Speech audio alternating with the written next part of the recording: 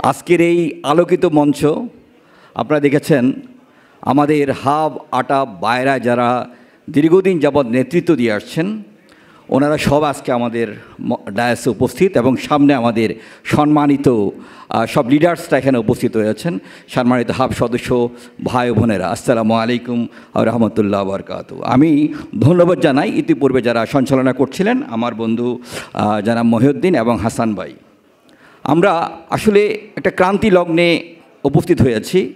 আমরা যারা হজের সেবায় জড়িত, আমরা অনেকগুলা সমস্যার সম্মুখীন হচ্ছি।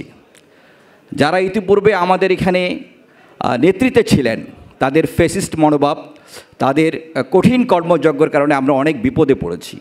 সে থেকে উত্তরণের জন্যই আমাদের আজকের এই সৈয়দ গোলাম সারওয়ার ভাইয়ের নেতৃত্বে আজকের এই প্যানেল এবং আজকের এই মত বিনিময় সভা।